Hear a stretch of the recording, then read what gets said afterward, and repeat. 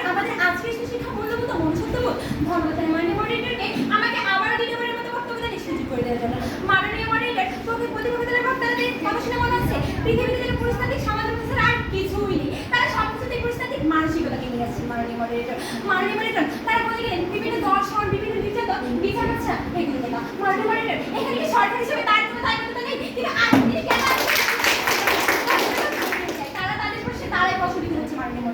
মাননীয় মডারেটর আজকে তাদের সমাজ ব্যবস্থা থেকে চিত্রিত করছি। 4 এপ্রিল 2005 বরগুনার 4 বছরের কন্যা শিশুকে দর্শন করে বাবা ডক্টর পরিচয় করে বলে মেয়েটি একাধিকবার দর্শনের শিকার হয়েছে। 12 আগস্ট 2017 সালে গাজীপুরের কিশোরী দর্শনে 24 ঘন্টার মধ্যে অভিযুক্ত ছেলেকে পুলিশ দিয়েছে বাবা। ক্লাস 10 এর ছাত্রকে কাঠগড়ায় রাখতে দ্বিধাবোধ করে দিয়েছিল। মাননীয় মডারেটর লক্ষ্য করুন এখানে একই সমাজ থেকে উঠে আসে দুজন বাবার মতো কত যোজন দৃষ্টিভঙ্গি। একজনের মূল্যবোধ একজনের ভিতর প্রতি মূল্যবোধ ধার করে আর অন্যজন নিজের মূল্যবোধকে জবান দিতে। আমরা বলছি নারী শান্তির প্রতিষ্ঠার জন্য পুরুষতান্ত্রিক সমাজ ব্যবস্থা দায়ী। এর জন্য দায়ী পারিবারিক সুশিক্ষা মূল্যবোধ ও মনুষ্যত্ববোধ। মাননীয় মডারেটর প্রশ্ন চেয়ে মাননীয় মডারেটর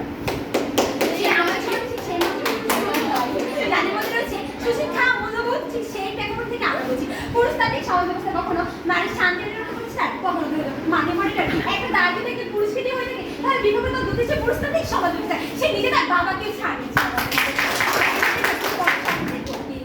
জ্ঞানের লক্ষ্মী গানের লক্ষ্মী সুষম লক্ষ্মী নারী ফিরেছি রূপে রূপে সংসারী দিবসে দিয়াছে শক্তি সাহস কৃষিতে হয়েছে পুরুষ এসেছে মরুতিশালয়ে নারী জুড়াইছে।